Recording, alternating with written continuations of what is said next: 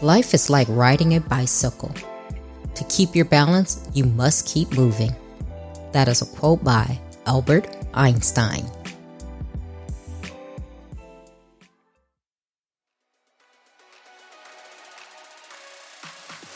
Welcome to Trina Talk. This is the podcast where guests share their stories of pursuing their passions, living a fulfilled life, and empowering others. Each week, I talk with inspiring leaders, business owners, and people with amazing stories from around the world in unscripted conversations as they share their successes and failures.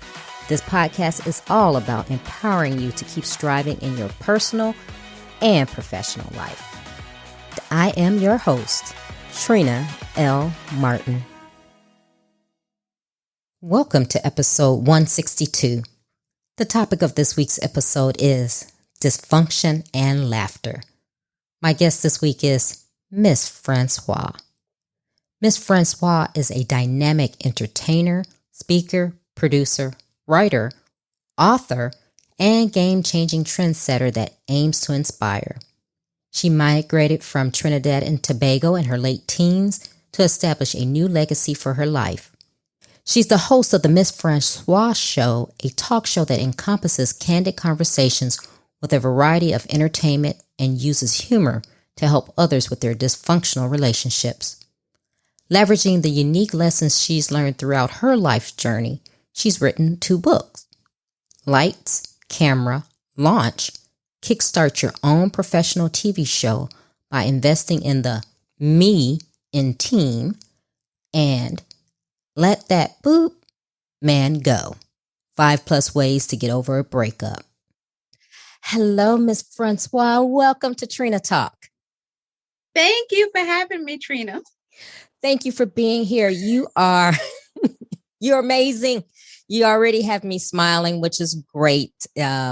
You are a speaker, an author, a TV host, and so many other things.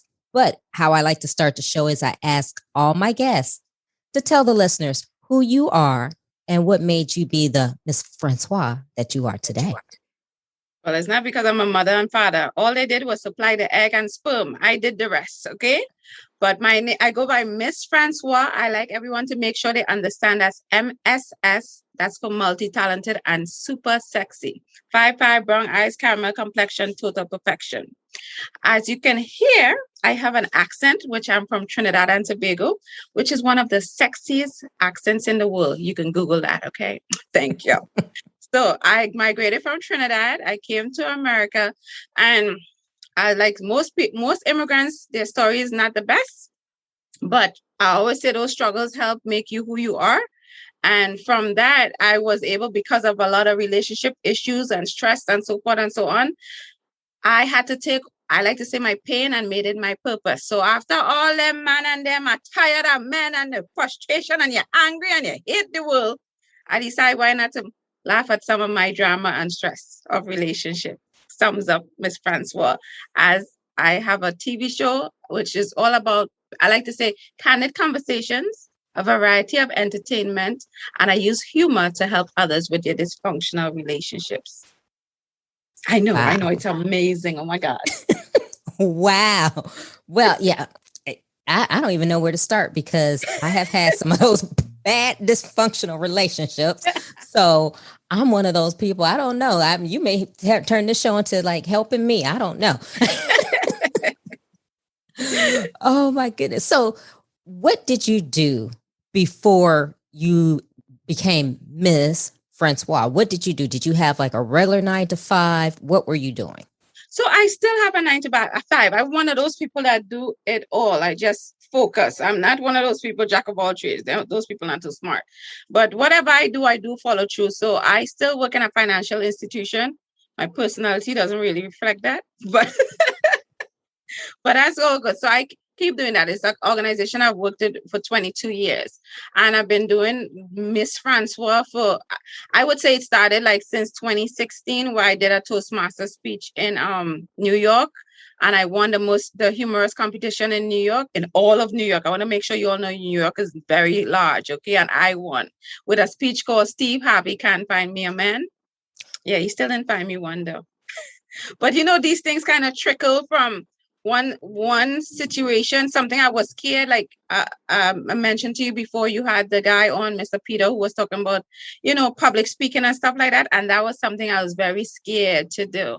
And me even being in that competition, even the year before I entered the competition, I remember seeing all these people on stage and I said, oh, I would never do that. They're crazy. I'm too scared. The next year I was there and I won. Isn't that amazing? Go ahead. You can give me a round of applause, like clap, smile. Yeah. Yes.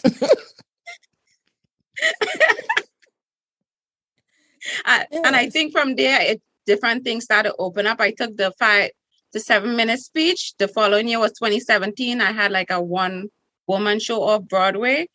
And everything is someone just giving me an idea. Why don't you make that a one woman show? And I'm like, I don't know how to do that, but I'm good at following through. And it progressed from there into me having a TV show, something I never in my entire life think I would have had. Wow. So how do you go about, okay, so we are both, I'm a speaker, you're a speaker, author, same thing. But how do you go from being that person who was afraid to do public speaking to having a TV show? Do you have like a secret recipe? Well, one of my things is I always say one size does not fit all. And I always go, right, ladies? So let's stop lying to ourselves. But for me, I think at that particular time in my life is where you are in your life. And sometimes, you know, you're searching for different things. So at that time, I started listening to a lot of the Les Brown, the Earl Nightingale, the Zig Ziglars of the world. And I read a lot. Reading was something I always loved ever since I was a child. I used to get in trouble for reading, right, Mom? Didn't allow me to read. I used to read my books too quickly. Who gets that, right? But I think being that I entered into that life of personal development and trying to, you know, be the best Miss Francois I can be. I think that's where it all stemmed from. One of the biggest thing I love from Les Brown, which I still say, is that anytime I get really scared, which is often, I always say, what's the worst could happen? Will I die? And then I just do it. You know, but it progresses as time passes on and you get better, you know, you get better because you keep working on yourself, so forth and so on. And that's how I become this amazing and continue to be amazing. You know what? I love your personality. It is infectious. Okay. So I just want to say I love it.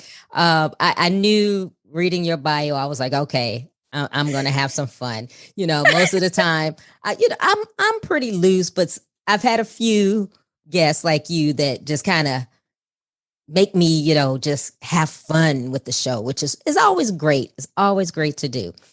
I know, girls, when I host my show and I have some people on there, it's like I'm dragging out the answer out of them and I just want to slit my wrist. I'm like, why did I have it? You know, and even before you have them on the show, I've had people like, yeah, I'm going to do this. I'm going to talk about this as soon as, because before COVID, I do mine is in a studio. So it's a really nice, fancy, high-tech studio. So when the lights come on, that same person that was all gung-ho, they just become quiet like a mouse, and I'm struggling there by myself. Thank God I do have this amazing personality, right, Trina? You do. Thank you. You know, and if I had the right buttons, I would hit the sound effects for you, but I don't know which one is which right now. So I'm going to label those. But no, I mean, I love your personality. It's so infectious. It's making me smile, which I love to do. And like I said, it's not very often that I have guests that just like push me over to that side. So I like it. You're welcome. Thank you. So Miss Francois, so let's talk about relationships, because I know that's your specialty as well as being a comedian. So one, I'm going to start off with, because it's a personal question of mine. Well, for a friend, not for me. How do you make long distance relationships work? Oh, girl, that's why we got technology. But first thing I always like to tell people, I say I'm not a counselor, I'm not your pastor, I'm not a therapist, but you can afford to pay me anyway, right? And like I have a lot of people who say, oh, you're an expert in relationship. I said, no, if I'm not an expert in relationship, because I'm not in one, but I'm an expert of more getting out of one. But when it comes to long distance, yeah. To me, those relationships are some fun relationships. I mean, it has its moments, but it's one of the most exciting relationship. And I have a few friends that are in long distance relationship right now. But the first thing I want to say, this is not like the 60s where you have to, not even the 60s, the 1920s where you had to get on a horse, or you had to wait for a letter or hope the bird and the dove fly and drop off mail. We don't have that. The number one thing we have is technology. You have your phones, you have your tablets, you have your computer, you have every which way to keep in contact with the person. And I think a lot of times people don't know how to keep things fun anymore, and then they're boring, right? Mm-hmm. Yes, you could have the conversation. You know, you women like to talk. The man don't want to hear a bunch of talk, right? So I would say one of the things that I like to do, you plan certain events, even if it's a movie.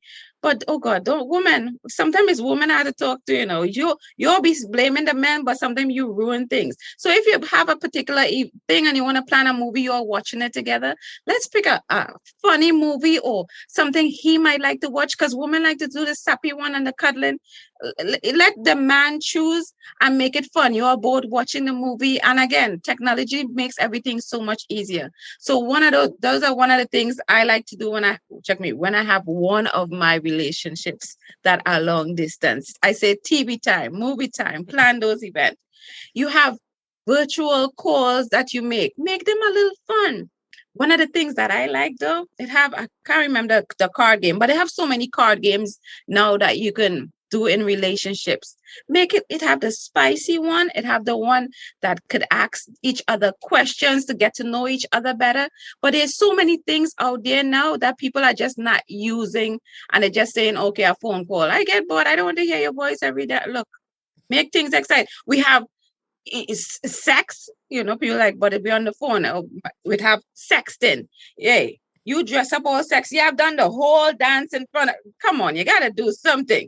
Now, if you know it's not going to be a long-term relationship, make sure your nipples are covered, and you don't want them posting it anyway. You have to think, ladies. Okay, I am very intelligent, but there's many different. You see how many reasons? I hope you write all those things down, because you look like I gotta watch you, Trina. You look all, but you look suspect. I get it all in here. Oh my goodness. Continue. Oh, and one of the things, this is what I also like, in addition to the long distance relationship, like little gifts. You know what I'm saying? Again, parcels doesn't take that long. Little letters don't take that long. It's always nice to receive something in the mail. Example, when it had COVID, what is one of the main things people were using all the time? Amazon. Even with something to yourself, you get excited to open a package. So mail each other. Hey, I have mailed underwear. Okay. Okay. I wash mine. Okay. I know what Trina looked like she was going to just mail hers just like that. I don't know what she's thinking. But so let's go over this. It have virtual calls. It have TV, movie times, plan something, make it fun. You have the games. I tell you, next time I'll have like the name of the game so I could tell you afterwards. I have so many games because I have a bunch of them. Oh. Mail personal gifts, personal items. And always remember, we have phone sex. Make sure you have your laundry, do your little dance. Okay, check Trina. She about to get some long distance, but that's exciting. And when you do see each other, it's have that extra intense, that extra romance. That and think about it. Long distance. One of the best things to me about long distance, you do get to know the person a lot better. You get to even trust the person more. It's just so much. Sometimes when the guy lived down the street, up the road or whatever, around the block, Americans, I don't know, I Trinidadian, so I'm using all different words. You don't want to see the man every day. Okay, it kills the energy, it kills the romance. It's, oh my God, I had somebody wanted to see me 8 days out of the week and 25 hours out of the day. That's why I'm still single. Oh my God, can I breathe? Right, Trina? I agree. I agree with that one. You're the best host. You're like, I agree. I have no qualms about that. I don't. That's why I'm in a long distance relationship. I agree. And I'll say it's not for everyone, but know what you're willing. Because some people, I have a friend, she started one, but then again, you have to know where certain things is going to go. That's why you ask questions and get to know the person. Some people might be okay with doing it for 5 years. Some people, I know the most I could do maybe is a year. Mm-hmm. But you have to be talking and planning, because if you in a long-term relationship, in a long distance relationship, you obviously having plans of being together in the same space. So that's why you're going to be talking and making those arrangements. I ain't going to be no longer some related 2-3 years. What he at war? What war? Who war he fighting? Okay, so to each his own. At my age, I don't want anymore. Okay, I good. He better be up the block and in his own house while I in my own house, and we could visit. These things come with experience and age. Oh my goodness. Okay, so I got to ask you about your personality. Have you always been like this? Just but I think humorous. You know what it is? When I from being from Trinidad, I was very timid, shy. You couldn't get me to talk. It was so bad in school in Trinidad that teachers would write me absent because I was that quiet. And people have a hard time seeing that because of who I am now. But again, certain experience in life when you come to America, I'm not saying anything negative about America. I'm talking about my experience. It's not always the most pleasant place when you having like a culture shock and trying to understand. People always think, oh, I have an accent. Just so you know, everyone in America, you all have an accent also. And some people don't know what you people saying. So it's a lot to transition into a whole new culture and a whole, it's scary. And I think I become even more scared and more quiet and more timid. But after you've been through certain things, people not being nice to you, after a while, you're like, I have something to say. Who you talking to? I'm not going to do that. Right? So I think I was forced out of my shell in part of it. And then also being through certain things, I think you started speaking up for yourself. But what I realized that I didn't want to, you fall down and they say, make sure you get up. My thing with falling down or failing or whatever is the whole tears and the crying and the not eating or eating too much. And then you tell 5,000 of your friends that don't care and glad it's not them. I started thinking it started to get exhausting. And I think I just started to find that humor in certain things that a lot of things that we're sad or miserable or angry about, it's really not that serious. And it's so much easier to deal with it when you add some humor. Especially, I'm sure you've been through this, Trina, where you in a relationship, it ended after you cry, blah, blah. 2 years later, or even a year later, even though 6 months later, you look back at me like, well, he wasn't even that cute. Why did I waste my time? What was my problem? I was crying. Why was I crying? I took a day off from work. I could have went to work and make money. What? Oh, and then, what's the best part? When you look back 2 years later and then you see, oh, he gained a lot of weight. Oh, he ain't that cute. Why that's the girl he with? That's where he living? You're like, I dodged a bullet. But all that comes to be humorous. You laugh at it and then you move on. Yes. Damn, I'm so intelligent. How did I do this? I don't know. Are you a counselor? Do you have coaching classes? What are you doing with all of this besides your talk show? Because you are giving out some good information. And I know the listeners are like loving this show because, like I said, it is engaging. It is fun. And something that everybody wants to know about is relationships. Because believe me, I've had my share of the ones that you look back and you go, oh God, why did I even waste my time with him? Yeah. And the thing is, while you're in it, it's like, I love him. This is my man. I'm going to have his kids. You see what the house look like. You see how the kids going to look like. Oh my, it's amazing. But all these things is you transition. I like to call them different chapters in our life, But hopefully I always say, don't take the baggage from it. Just take the lessons from it. What? That is true. But how do we do that? Easier said than done, though. Easier. Yeah. That's why I say easier said than done. And again, you're not going to do this by yourself. Like part of my book is one of the things that I like to say is have your circle of friends. Like I don't like the word friends, so I have confidants. I always say to me the difference between friends sleep with your man, right? I don't want those BFF. I don't trust them people. Friends with benefits. I feel people use the word friends so lightly now that it loses some kind of substance. So I have confidants, and in my mind, and the people that I am around, I could close my eye and they could lead me and I don't have to open my eyes. I know they won't make me hit my foot against anything. So it's trusted people you're around, people that encourage you, that people that build you up. Like one of the things Les Brown says is you could have a bunch of friends if you want to call them friends, but you should categorize them, right? If you had to want to like to get drunk every Saturday, you see that person once every 3 months. Yeah. If you have the person that reads the books and uplifting, encouraging, that's someone you might talk to every other day. So it's according to the people that are around you. The people use the terminology loosely when they say, the average of the 5 people you hang around, it's you, but they hear it, say, that's true, but never actually look at their friends and decide, okay, you know what, Sheila, she's sleeping with like 3-4 men this week. That's not a person. If that's not where you want to go, that's not a person you should be hanging around. That's nothing wrong with Sheila. Sheila like doing that. But if you don't like doing that, why are you hanging out with Sheila? Whoever you're around, you start to, you start falling in those. You might sleep with 3 of them, but you might sleep with 1. Right, Trina? Right. That's so true. Not me, but I do know some Sheilas, and like that's true. I got a friend. Yep, I got a friend. I know some Sheilas that, yeah, I always keep like one eye open on them. Like, yeah, don't. Yeah. So means a lot of personal development. I've been through my journey, and I even realized at certain points in my life when maybe someone might have given you a book or something to listen to at certain point in your time, maybe you wasn't ready at that particular moment. Maybe you had to go through certain things. Some of us need to learn the hard way, in all honesty, right? And hopefully we survived whatever we've been through, and we're able to just evolve, continue to learn, because we're constantly growing. We're constantly learning. We're constantly being a better version of ourselves, hopefully. Because some people learn stuff and they still ain't do nothing. Yeah, I know.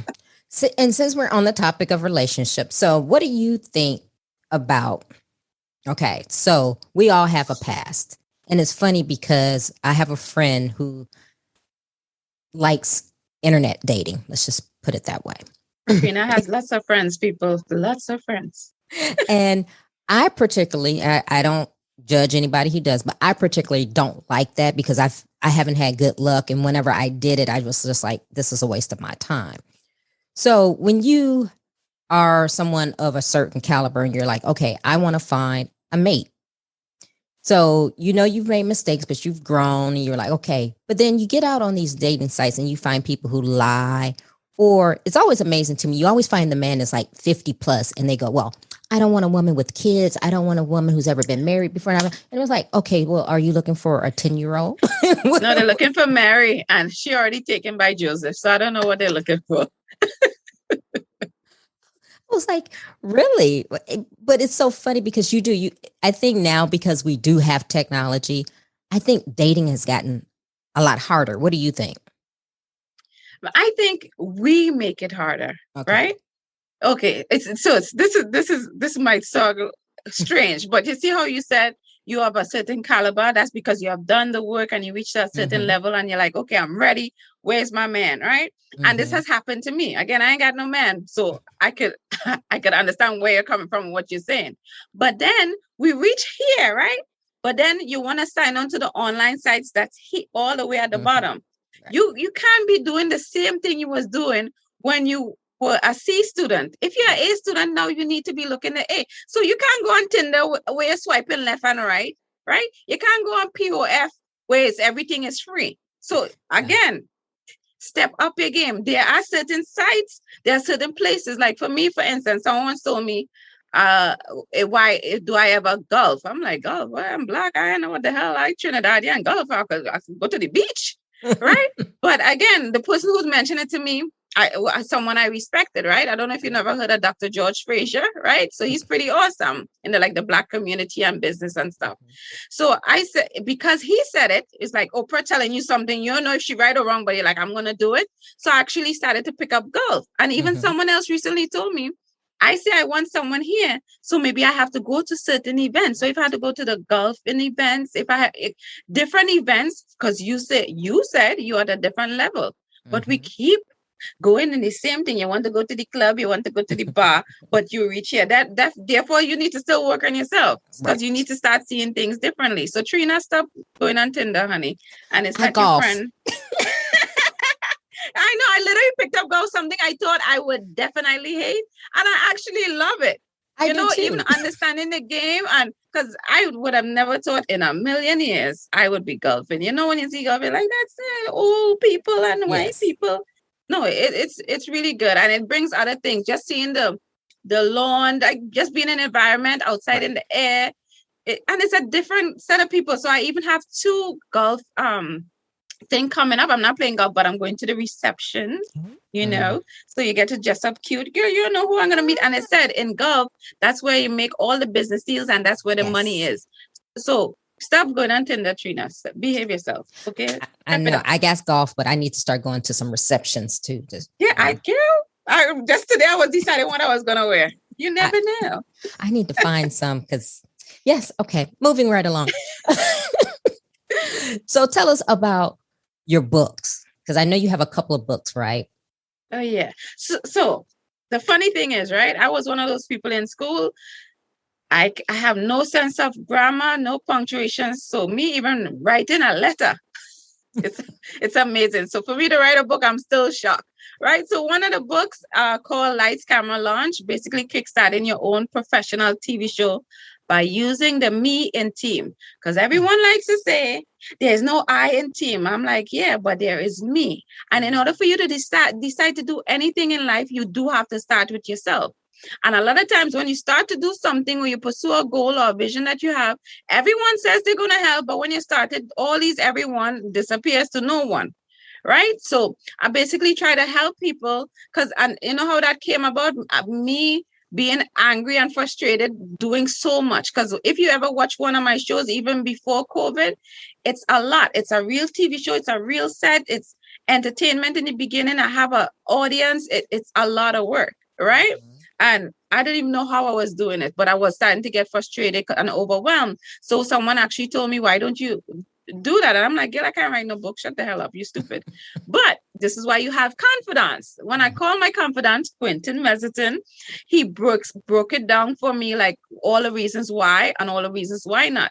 And after the long list of whys, we have a book. So again, a lot of people might think it's easy. Nothing is necessarily easy, but there's so many things out there that could help you and so many things that are free that we're unaware of that could start us on whatever goals, if your goal is definitely to have your own TV show. It won't be as fabulous as mine, but you can try to start somewhere. See, I'm thinking about TV show. The second book is like a book / journal, and it's called Let Your Effing Man Go. Now, it doesn't have F in there. If you know, it has a bunch of symbols. And it's called Let That Be. Some people say, beep, man go. 5+ steps to getting over a breakup. And the reason I put the symbols there is anytime you end a relationship, you don't go, oh, well, that didn't work out. Let me move on. No, you go, let that F. You're angry. So to me, the name in the book is just to even get some frustration out. Let that man go. Right. And then we can slowly start to transition. And, you have to, in the beginning of the book, I tell a story. Sometimes I look back, I'm like, what, why did I tell you all my business? Mm-hmm. Sometimes you're like, oh, let me be authentic and vulnerable. Now I read it over, I say, my God, I was in some kind of, I don't know, I was meditating and I wasn't thinking straight, but whatever. My life is an open book for the most part. Like 99%, 1%, not your business, Trina. Okay. But all right. I started off by a story and I made it into a journal. And it's some of the things that I have helped me and helped some of my friends. Because even before I wrote that whole book / journal, I had it in like a short, like 5-page ebook. And I was asking all my friends, because I think it was since 2018, I had gotten out my last serious relationship. But I'm good now. I'm good. I've gotten my last relationship and it was really hard for me at that time. So I was just asking everybody these random questions. I was like, how you get over a relationship? What are the things you do? And these how I came up with some of the 5 steps in the book. I know you're thinking, yes, that's what I say all the time when I get up and look in the mirror. Wow. Yes. Yeah. Oh my goodness. So, I mean, that's amazing. And it's funny. And I'm pretty sure you add some humor to it.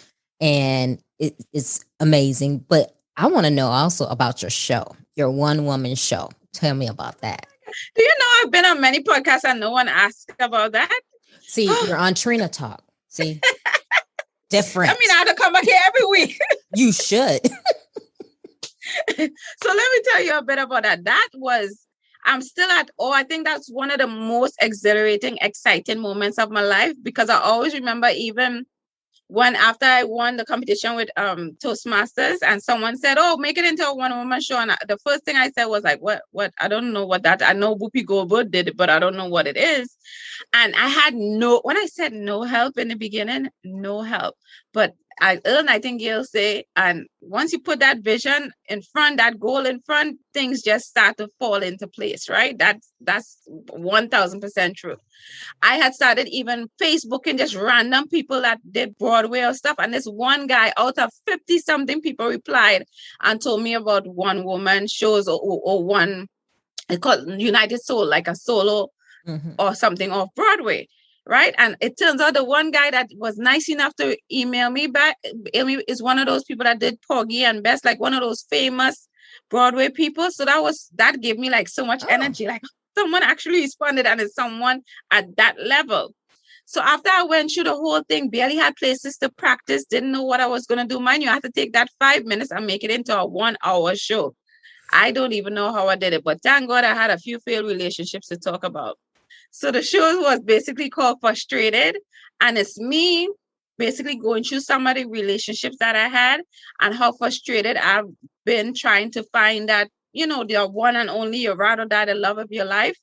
And it's just so funny. Like when I did the show, people thought I made up stories. Most people up to today don't know those stories are true, because you had to be there, because some of those stories you're like, Yeah. But basically just me being frustrated and angry, but humor. And I had a lot of, even though it was a one-woman show, I had a few, abstract, because I like to keep people engaged. Yeah. Some surprise visits, and some people walking on stage. So it was very fun, interactive. And I had 2 sold-out shows, from something I thought no one would come to, something that even before I go on, I remember how much my chest hurt, how my throat was dry. I was so scared to death.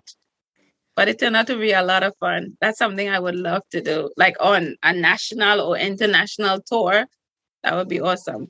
That's amazing. I mean, how did that all to come together? I mean, did this person that you spoke with, did they give you like the step by steps of how to do this? Nothing. All he did was he said in New York, thank God, one of the good things is New York is one of the, the place for you for those things, right? He just said it have a lot of shows that take place in New York having to do like with solo performances. And he just mentioned like 1 or 2 or whatever. And I started to just do research on it. And that's when I found United Solo Festival, which so happened to be the largest one in America. What are the chances, right? And you had to like submit your 5 minutes thing. And that's, I say, everything, that's all God. Who would have thought that 5 to 7 minute speech that I so happened to win, that I would have the video, which I had to beg to get, that I had something to submit. If I did not have that to submit, I didn't have nothing.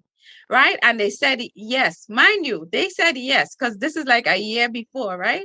They said yes, and I had no show. I didn't write anything. But I'm one of those people, like I'm one of those people like, yeah, I'm gonna have a show. Don't know what I'm talking about. Don't know how to do it. Have no help, nowhere to practice. Girl. And so I submitted it. Then I so happened to went to Honduras with my ex or whatever. And Dr. Sabio, whatever, in one of those cabins, you basically no lights, no running water, no those kind of places, right? And my boyfriend was sick at the time, and I literally sat at my computer for some hours, and I just typed. It just all came in those few hours. And I always say, when something is funny, when I start to laugh hysterically. But even though I always say I'm not a comedian, because to me, I respect them. I don't know how they do it, because when you say comedian, when they step on stage, people expect them to make it laugh. So I always say I do monologues, right? Because people is like, oh, monologue, that sounds boring. That's not, I say comedic monologue, but they don't expect to laugh like a comedian would make you laugh. But I wrote that whole thing that one day sitting on my bed while my ex was sick. And that's all God. And then after I wrote it, I had nowhere to practice. Mind you, I've never done anything like this before in my whole entire life. I'm just coming from when I was nervous and my right hand like shakes all the time when I speak. And then you remember that room full of people, like, what the hell was I thinking? But after they have all these rules and stuff when you're going through like United Solo, you need someone with lights, you need this, you need that. Right. So the thing is, after I finally got all the places to practice and I felt like I had it down back, I bought a ticket to someone else's show because I wanted to see the whole place or whatever the case might be, because everything is money. If you want to go there to practice, you got to pay. I ain't paying no money. So I bought one ticket to a show. I saw a show and I saw, like, after the show ended, I checked out the size of the stage and everything or whatever. And 3 days before, they told me I needed someone to operate the lighting, which I missed because there's so many rules. People don't realize these things is all this in rules and policy and all this stuff. My friend, 3 days before, said, yes, she's going to do the lighting. Mind you, she came in on that same day my show started, sat behind there. She's like, what, 24? Or 25, she clicked 2 things. She was like, stand there. She clicked the lights on. She had people swear. I have been practicing in this place forever. And even now when I say about it, it like bring a smile to my face because it's so amazing. Like just knowing, like me talking about this now knows that anything you definitely put your mind to and you keep it in the forefront of your mind, you definitely can achieve it. Because again, if someone had told me, Patrice, you're going to be off Broadway, you're going to have your own show, I'd be like, shut the hell up. And I would have said a lot of different curse words that I can't say right now. But I'm glad I did that. It was an awesome experience. And I still have it there. I believe that I would take it on like a national tour or international tour. You never know. So it's like in the vault. I just locked it away. Yeah. You know, well, you got me all excited, girl. I'm excited too, because now I got a lot of things. I'll go on tour with you. I got a lot of things going. Your friend, now, was she a lighting person? How did she know how to do this? She's good. She's one of those people that do a lot of technical stuff, right? Okay. So her name is Riley. She actually just did my website for me. So okay. Riley Gray, right? So she's one of those young people that's very focused, get things done. And I don't know if she had known it before, because before then, I think I only knew her for like a year.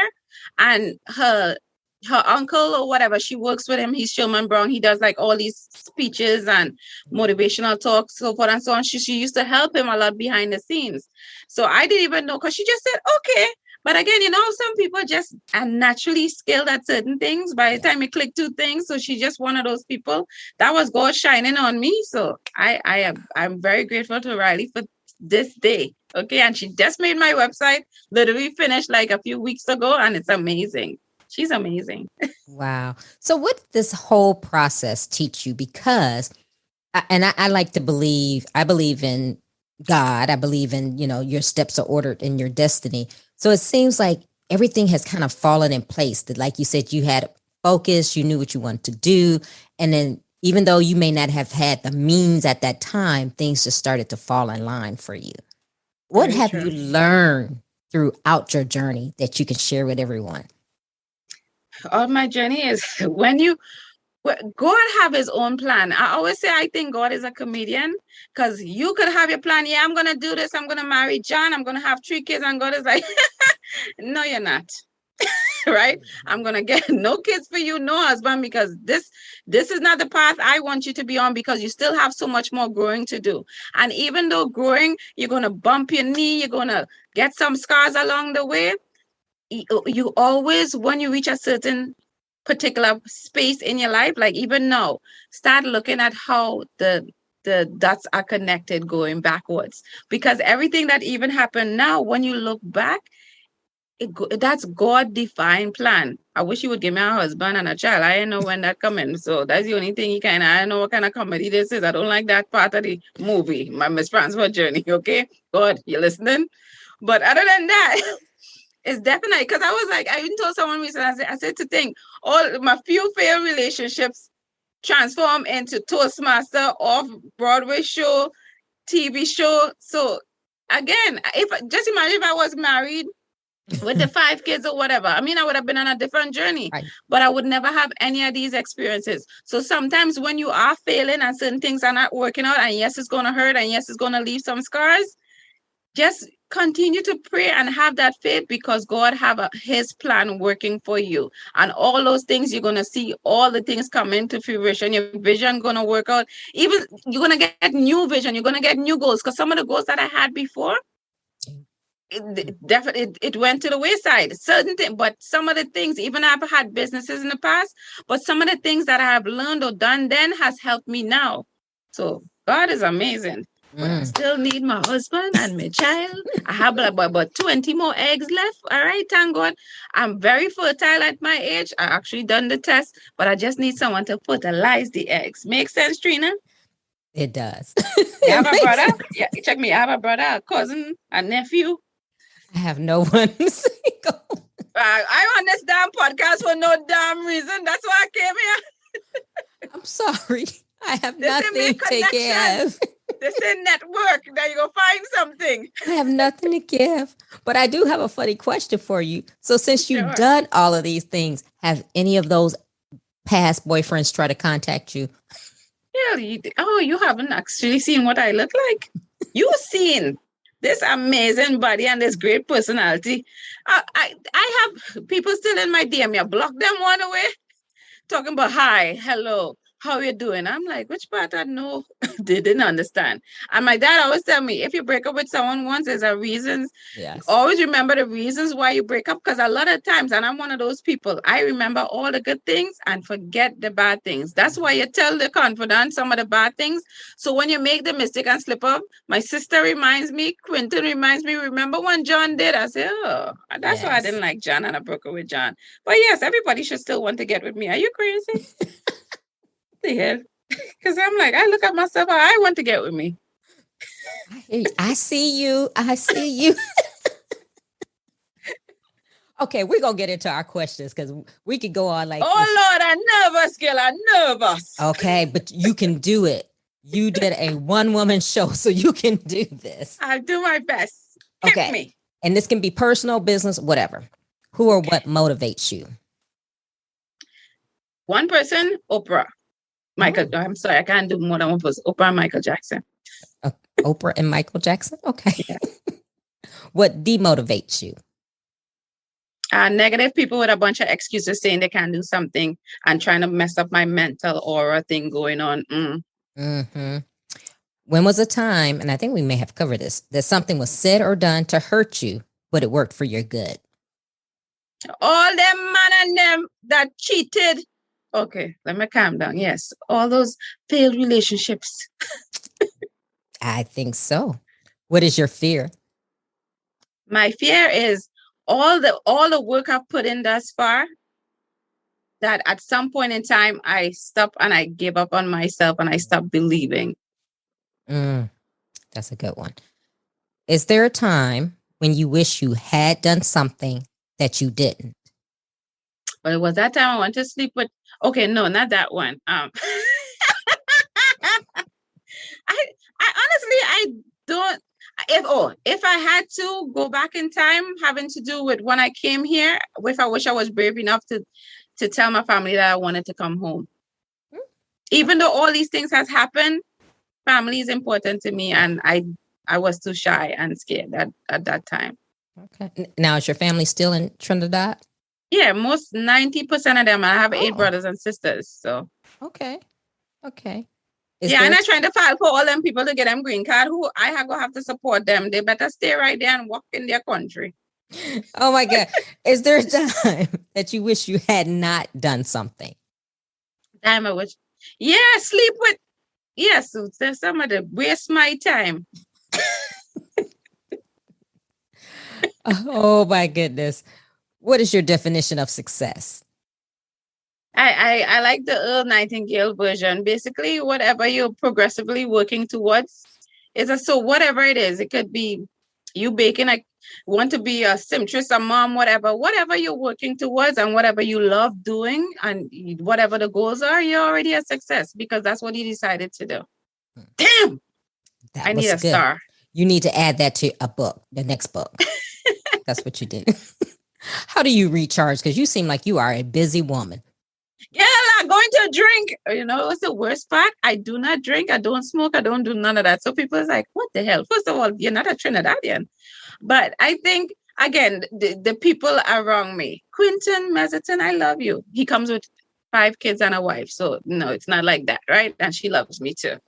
But I think it's just recharging is partly just being able to talk to someone and they help recharge you. Iron sharpens iron, right? So it's a lot of that. And I just went driving home from work today. I was listening to my Earl Nightingale, just reminded me. I listened to that same Earl Nightingale Secret must be at least 25 times already. So certain things like that recharge me. Keep positive people around you. Yeah. Not them excuses and waste of time, people. What are you awesome at? Every damn thing. I think one thing I'm awesome at is following through, right? Yeah. It's not like, I ain't going to pick a baking cake or whatever. But if Miss Francois says she's going to do A, guaranteed A would have been done yesterday. So I follow through. And I didn't even know that it was like a skill or a talent until I realized how many people don't follow through. And I'm like, what do you mean? You told me to do A. You said these are the rules. I do it. I'm freaking amazing. When I signed on to your podcast, did I not sign on exactly on time? People be late. But I said 7. And we booked this how long ago? How long ago, right? It's been a while. All right. I'm on point, my child. Thank you. Yes. What legacy do you want to leave? Well, my legacy is someone that no matter what, the same thing I'm kind of scared of, but I want to be remembered. That's someone that always, I never gave up. No matter what obstacle came, I always did at 1,000. I would go 120. I was like, when I'm in a down mood, that means I'm just doing 80%. But I always did 120. I believed in whatever I was doing. I always worked towards it and nothing stopped me. God damn it. Why am I not rich? Why am I not pregnant? I know, right? I'm still waiting on Trevor Noah. I think he's married. No. He not married at all. Girl, I follow that man. I knows everything. Oh, well, tell the listeners how they can connect with you if they want to get in touch with you, see your one-woman show when it goes on tour, the whole 9 yards. Well, I like to make it easy for everyone. You definitely go to the website. If you don't know, it's www. You should be ashamed. Everyone should know that by now. It's that's MSS Francois. If you can't spell that, you should Google it. But once you go on my website, you will find everything you need. I'm on every social media platform because I'm that amazing. So if you're not on Facebook, on Twitter. If you're not on Twitter, it's Instagram. YouTube, everything is right there. So check out my website, MissFrancois.com.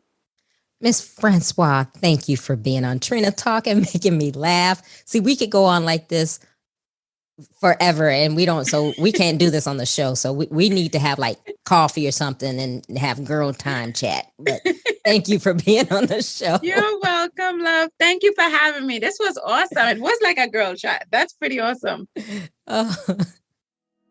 If you like Trina Talk podcast, please don't forget to go out to iTunes and rate it 5 stars and leave a review.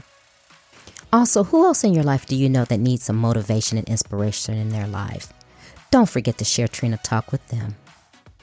I hope you have a great week. And remember, if you change your mindset, you can change your life. Keep striving because success is a journey, not a destination.